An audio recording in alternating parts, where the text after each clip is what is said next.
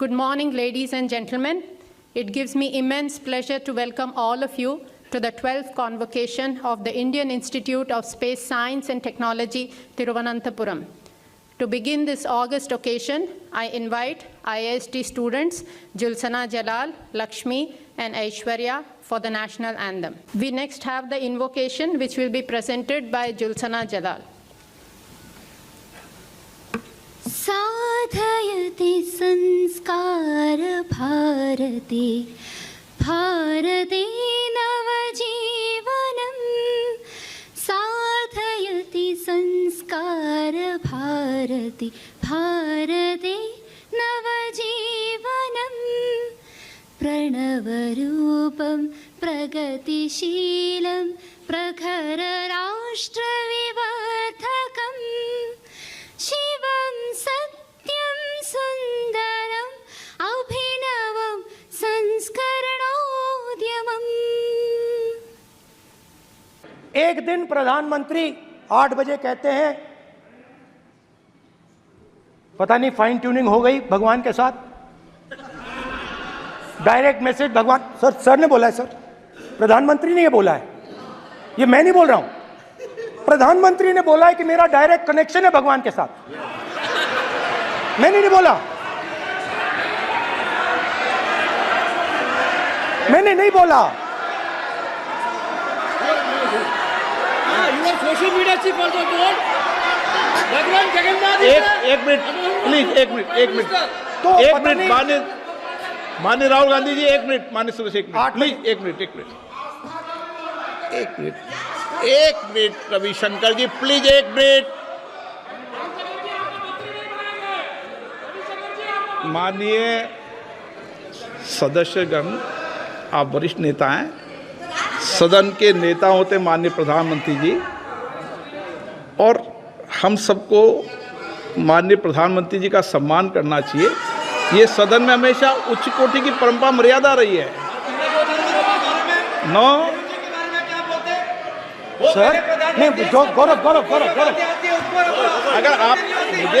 अगर आपको speaker sir, मैं पुरानी पार्टी है। गौरव स्पीकर सर, मैं रिस्पेक्ट कर रहा हूं, ये प्रधानमंत्री के शब्द हैं, मेरे शब्द नहीं हैं। ये प्रधानमंत्री जी ने कहा है, पब्लिक में मीडिया को कहा है कि मैं बायोलॉजिकल नहीं हूं, मेरा डायरेक्ट कनेक्शन भगवान के साथ है। मैं नहीं बोल रहा हूं, प्रधानमंत्री मोदी जी ने बोला है। तो पता नहीं उस टाइम 8 बजे भगवान का मैसेज आया होगा हिंदुस्तान, वही मगर फिर श्री राम ने आपको दूसरा मैसेज दे दिया अयोध्या में। भगवान का मैसेज आया होगा, मोदी जी नोटबंदी कर दीजिए,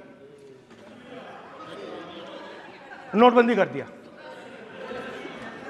डायरेक्ट ऊपर से आया मैसेज, ऑर्डर आया खटाक।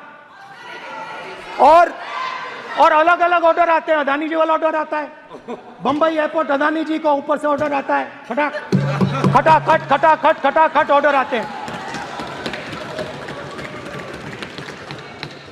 तो नोटबंदी कर दी। स्मॉल और मीडियम बिजनेसेस जो हैं, जो हिंदुस्तान की रोजगार की रीढ़ की हड्डी है, बैकबोन है, उड़ा दिया, खत्म कर दिया।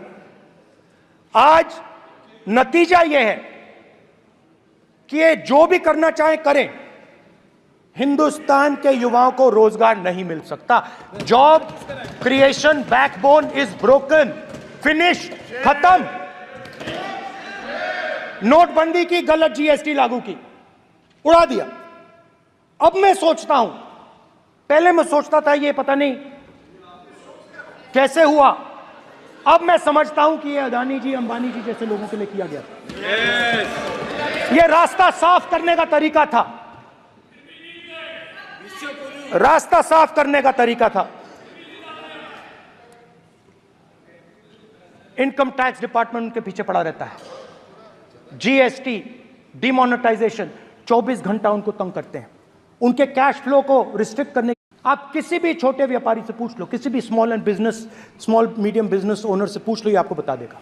गुजरात में मैं गया, टेक्सटाइल ओनर्स के साथ मेरी बात हुई, मैंने उनसे पूछा नोटबंदी क्यों हुई, जीएसटी क्यों हुई, साफ बोला अरबपतियों की मदद करने के लिए जीएसटी और नोटबंदी की गई है। नरेंद्र मोदी जी अरबपतियों के लिए काम करते हैं। तो किसानों को जो हमने लैंड एक्विजिशन बिल तैयार किया था सही मुआवजा दिलाने के लिए, उसको आपने रद्द किया।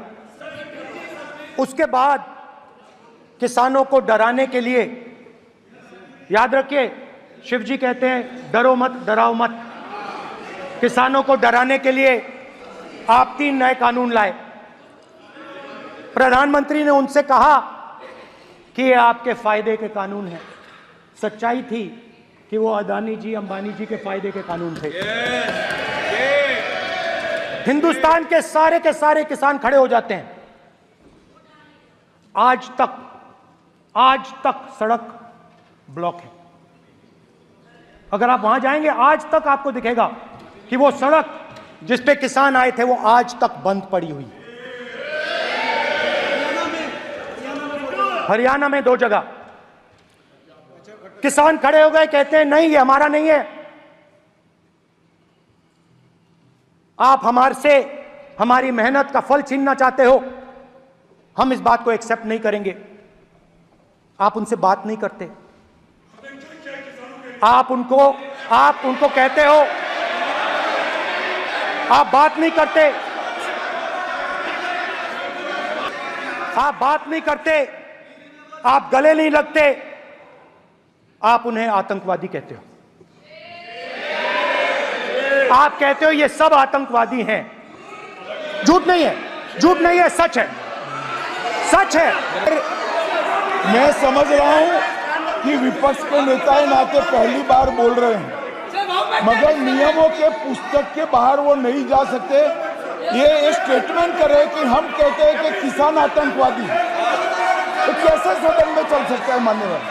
आप एक तरफा नियमों के ऊपर जाकर उनको रियायत दे रहे हो मान्यवर, हमें संरक्षित करिए, ऐसे नहीं चलता है। 700 किसान शहीद हुए। हमने इस हाउस में कहा कि किसानों के लिए मौन होना चाहिए, आपने मौन नहीं होने दिया। आपने कहा ये किसान नहीं है, आपके मुताबिक ये किसान नहीं थे, ये आतंकवादी थे। देखिए आपकी आला सिर हिला रही है, वो भी सहमत हैं, कौर जी सहमत हैं। देखिए हमारी जरूरत नहीं है, वो सहमत है आपसे, वो सहमत है। माननीय बोला था माननीय सदस्य, किसान क्या मांग रहा है सर? स्पीकर सर, माननीय सदस्य, स्पीकर सर, किसान क्या सॉरी, मेरा ये आग्रह है, आपकी पार्टी का समय नहीं बचेगा। किसानों ने सिर्फ ये कहा कि अगर 16 लाख करोड़ रुपए अरबपतियों का कर्जा माफ हो सकता है तो हमारा भी थोड़ा सा कर दीजिए। किसान ने यह कहा कि हर प्रोडक्ट के लिए सही प्राइस मिलती है, हमें भी एमएसपी दे दीजिए। और आप लोगों ने कहा किसान का कर्जा माफ नहीं होगा और एमएसपी नहीं मिलेगी।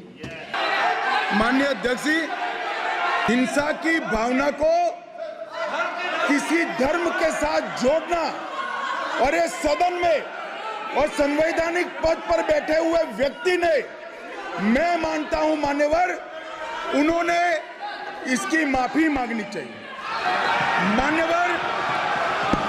मान्यवर, मैं उनको एक गुजारिश भी करना चाहता हूं कि इस्लाम में अभय मुद्रा, इस पर इस्लाम के विद्वानों का मत एक बार वो ले ले। गुरु नानक साहब की अभय मुद्रा पर एसजीपीसी का मत वो ले ले। और मान्यवर, अभय की बात तो इनको करने का कोई अधिकार नहीं है। आपातकाल में पूरे देश को इन्होंने भयभीत करा है, लाखों लोगों को जेल में डाला। और आतंक, वैचारिक आतंक अगर कभी था, वैचारिक आतंक कभी था तो आपातकाल के वक्त था। और मान्यवर,